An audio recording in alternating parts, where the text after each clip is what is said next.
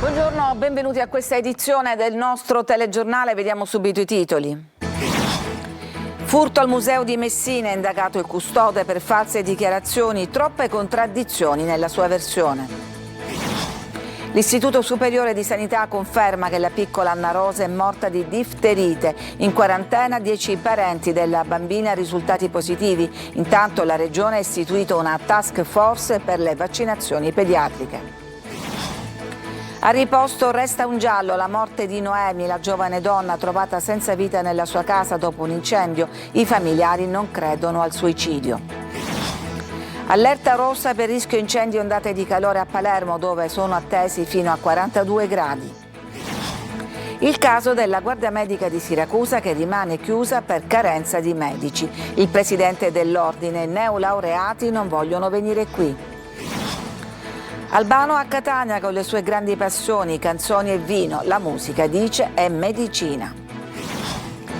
Calcio, dopo la vittoria del Palermo sulla Juve Stabia, imminente l'arrivo del portiere Perin. Il Catania stecca alla prima, rossazzurri superati al Massimino dall'Inter Under 23. Occorre intervenire sul mercato, soprattutto a centrocampo.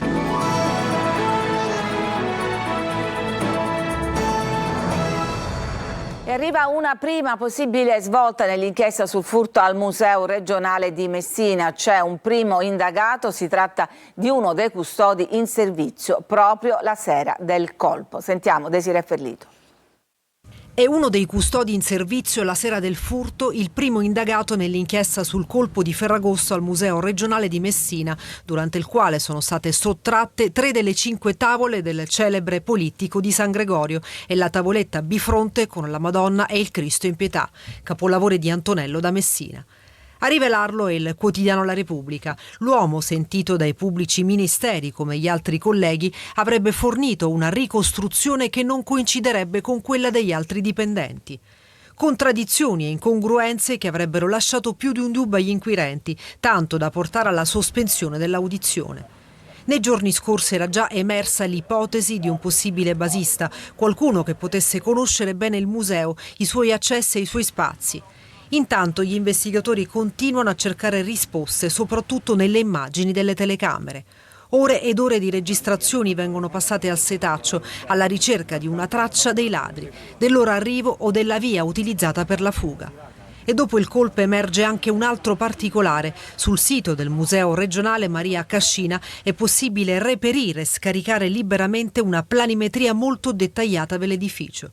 Non è possibile stabilire quando sia stata pubblicata, ma nella mappa è chiaramente indicata con la lettera A proprio la sala in cui erano esposte le opere di Antonello da Messina. E c'è anche la porta, trovata aperta il giorno successivo al furto, quella che, secondo le prime ricostruzioni, potrebbe essere stata utilizzata dai ladri per mettere a segno il colpo e dileguarsi. Arriva dall'Istituto Superiore di Sanità la conferma, la piccola Anna Rosa è morta di difterite. Intanto a Palermo i medici cercano di interrompere la catena di contagio. Maglio Viola.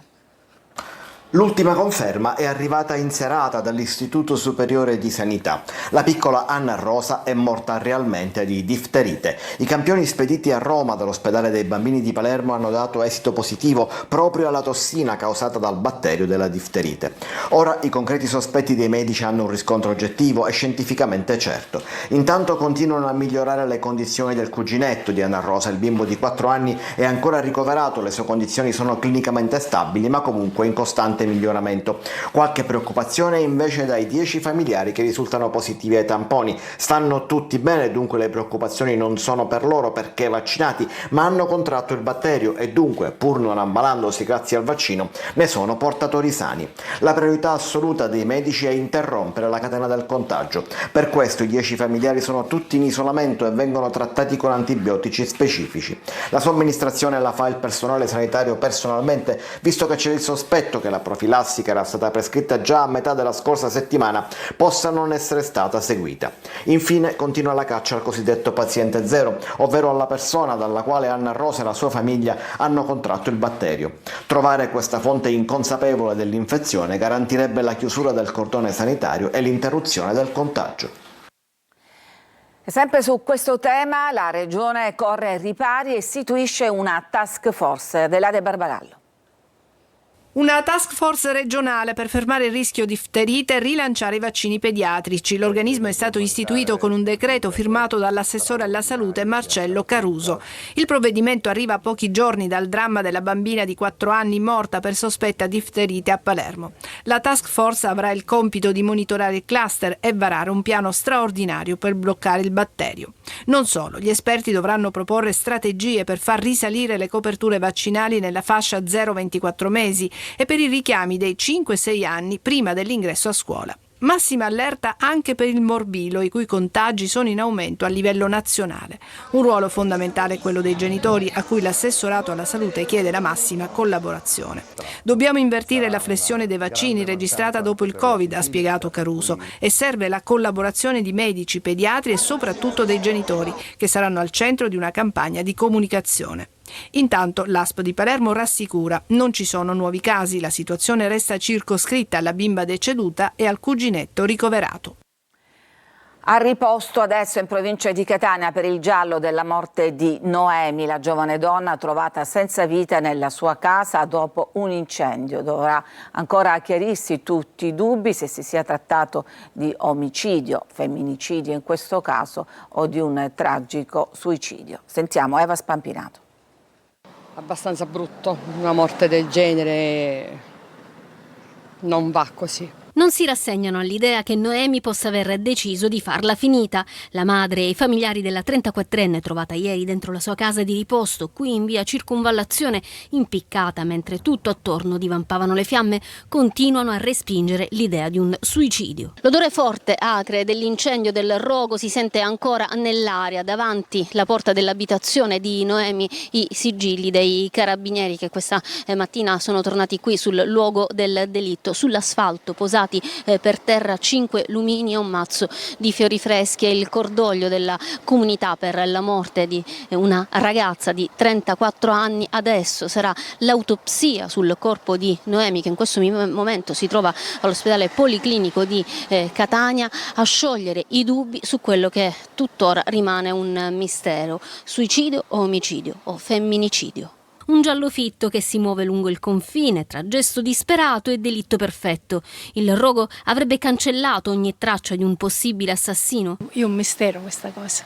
Se non fosse successo l'incendio, se il cane non abbaiava, possibilmente chissà cosa sarebbe successo e le cose non sarebbero state magari così evidenti, presumo. Non escludono nessuna pista nemmeno i carabinieri della compagnia di Giarre di riposto, che ieri hanno sentito l'uomo con la quale Noemi si frequentava nell'ultimo periodo come persona informata sui fatti, senza inserirlo però nel registro degli indagati. Avrebbe raccontato che la donna aveva preannunciato il gesto. A quelle parole lui però non avrebbe dato peso. Ancora tanti dubbi anche intorno alla morte di un'anziana donna a Niscemi. Sentiamo Rita Cinardi. È ancora tutta da chiarire la morte di un'anziana di Niscemi deceduta dopo circa un mese di ricovero in ospedale. La procura di Gela ha aperto un fascicolo per istigazione al suicidio, al momento a carico di ignoti, e ha avviato una serie di accertamenti per ricostruire quanto accaduto. Gli investigatori stanno sentendo i familiari della donna, mentre sul corpo si sta procedendo all'ispezione esterna. Sarà proprio questo primo esame a stabilire se vi siano elementi sospetti che rendano necessario procedere anche con l'autopsia. Ma sulla vicenda c'è anche un altro fronte investigativo. Il marito della donna, un uomo di 85 anni, risultava già indagato per maltrattamenti in famiglia, un procedimento avviato prima della morte dell'anziana e nell'ambito del quale la procura aveva anche chiesto l'applicazione del divieto di avvicinamento alla moglie. La donna però è morta prima che la misura potesse essere convalidata. Adesso gli inquirenti vogliono ricostruire ogni passaggio della vicenda e comprendere cosa sia accaduto prima del ricovero e nelle settimane successive. Le dichiarazioni dei familiari e gli accertamenti sul corpo potranno fornire nuovi elementi all'inchiesta. Resta dunque da chiarire se e in che modo i diversi aspetti emersi possano essere collegati. Un incendio è stato appiccato nelle celle del carcere minorile Malaspina a Palermo. 9 persone, tra detenuti e personale penitenziario, sono state soccorse dal personale del 118. 2 sono state trasportate al policlinico. Sono intervenuti i vigili del fuoco a supporto degli agenti della polizia penitenziaria. La Protezione Civile regionale ha diffuso per tutta la giornata di oggi un avviso rosso per rischio incendi, in particolare nelle province di Palermo ed Enna. A Palermo è allerta rossa per ondate di calore, previsti picchi fino a 42 gradi. Il Comune di Palermo ha rinnovato il blocco totale della circolazione dei veicoli a trazione animali per l'intera giornata. Nelle altre province l'allerta è arancione. E veniamo al caso della Guardia Medica di Siracusa, rimasta chiusa per carenza di medici. Sentiamo Francesco Aloi.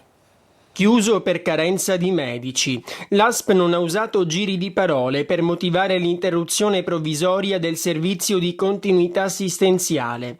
Chi nella penultima domenica di agosto è venuto qui, nella Guardia Medica dell'Umberto I di Siracusa, ha trovato questo avviso. E come ci dice qualcuno, non sarebbe la prima volta. Stessa situazione, infatti, anche in altri ambulatori della città. Da un lato c'è una carenza strutturale, dall'altro nelle giornate festive c'è un maggiore afflusso dell'utenza. Ora è chiaro che la mancanza di medici aggrava il problema, ma si potrebbe risolvere, secondo me, sfruttando meglio la casa di comunità. La Guardia Medica è un servizio utile che serve ad alleggerire la pressione sui pronto soccorso. Qui bisogna rivolgersi per i casi non gravi ed è qui che solitamente si trovano i medici neolaureati, giovani che decidono di fare esperienza così. Ma non tutti accettano. Bisogna incidere moltissimo sulle politiche che possono aumentare l'attrattività e mi riferisco alle politiche salariali, allo scudo penale, alla problematica del contrasto alle aggressioni ai camici bianchi e tutte quelle iniziative che la Federazione Nazionale degli Ordini dei Medici da tempo sta portando avanti presso i tavoli ministeriali. La Guardia Medica quindi sembra non essere attrattiva, troppe responsabilità e stipendio basso. E questa è la conseguenza. Ci fermiamo, c'è una pausa per la pubblicità, torniamo tra poco con altre notizie, anche per sentire e parlare delle grandi passioni di Albano, che è stato a Catania.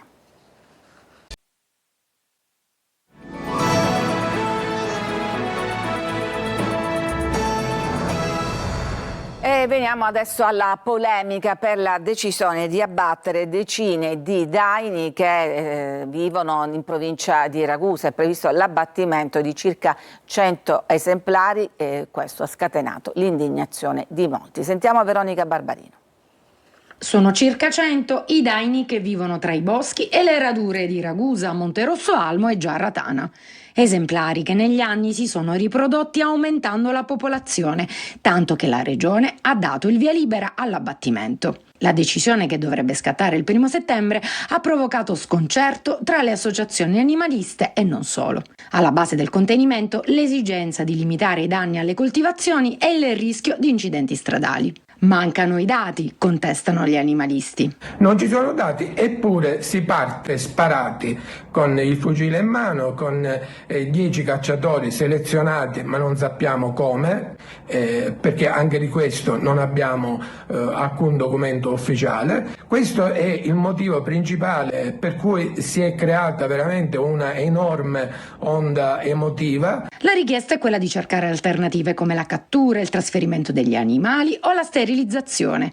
Per la regione però queste opzioni non sono praticabili per l'assenza di strutture autorizzate e di protocolli scientificamente validi. Intanto il comune di Ragusa ospiterà nei prossimi giorni un tavolo tecnico di confronto tra i rappresentanti regionali e le associazioni locali. Arriveremo al tavolo con una proposta chiara, semplice, che sia comunque innovativa sia per la nostra provincia che per l'intera isola. L'abbattimento dei daini resta comunque ad ora confermato. Dalla Puglia alla Sicilia, portando con sé le sue più grandi passioni, la musica e il vino. Albano si racconta nel servizio di Emanuela Corsi. Un artista amato dal pubblico, una voce straordinaria che ha fatto la storia della musica italiana, ma anche un uomo profondamente legato alla terra e alle sue tradizioni. Albano Carrisi è arrivato in Sicilia portando con sé le sue grandi passioni, la musica e il vino.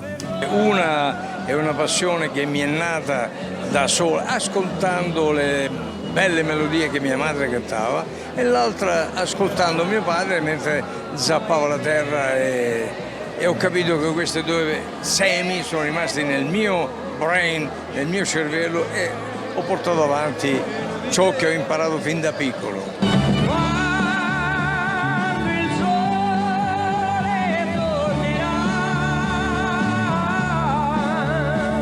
Hai mai pensato di comprare un vigneto magari qua in Sicilia? No, perché già non faccio in tempo a seguire i miei là in Puglia. Qua mi piace invece osservare quello che fanno gli altri miei colleghi, contadini o imprenditori.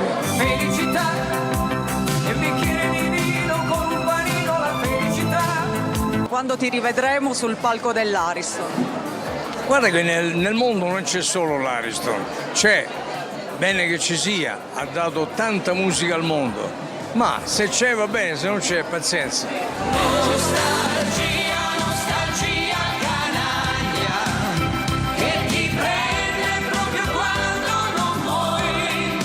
Ricordatevi, come io lo ricordo a me stesso ogni giorno, che la musica è medicina e come tutte le medicine presa con la giusta dose fa bene al vivere. E con queste sagge parole ci fermiamo, c'è una pausa per la pubblicità, torniamo con la pagina sportiva, tra l'altro con la notizia dell'arrivo imminente di Perin a Palermo. A tra poco.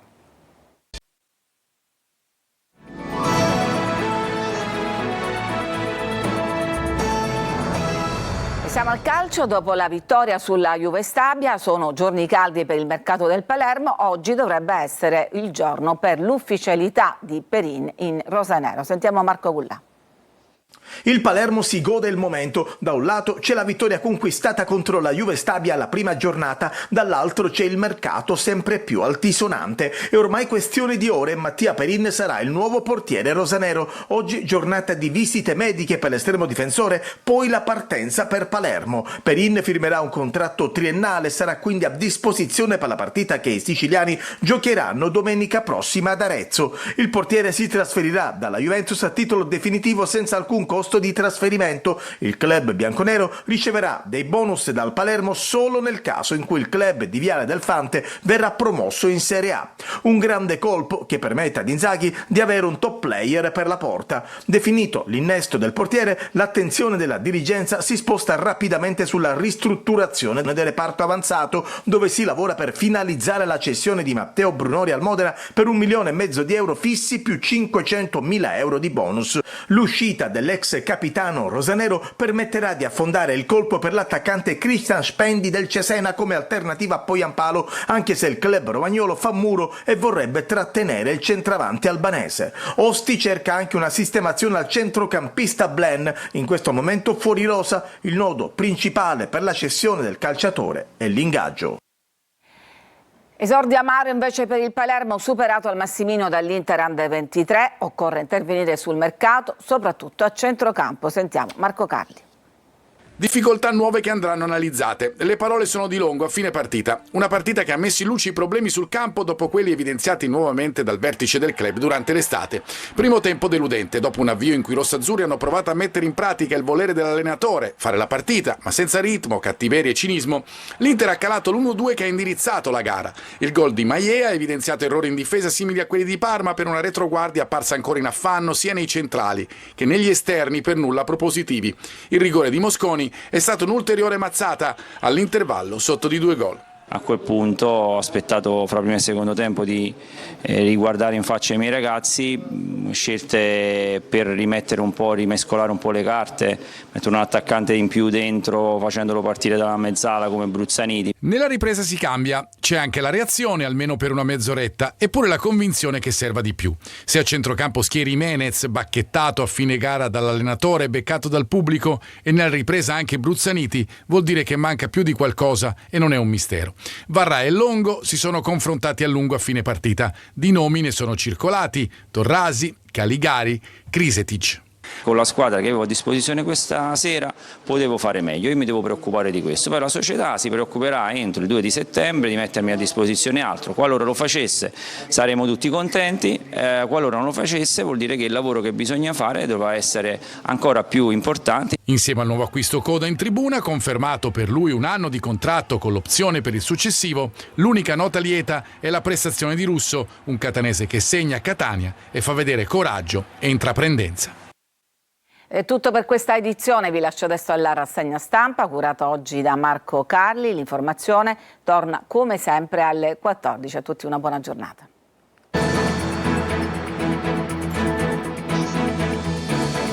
Entra nel mondo dell'informazione con l'app Sicilia Web. Resta sempre aggiornato con le news e le live in diretta.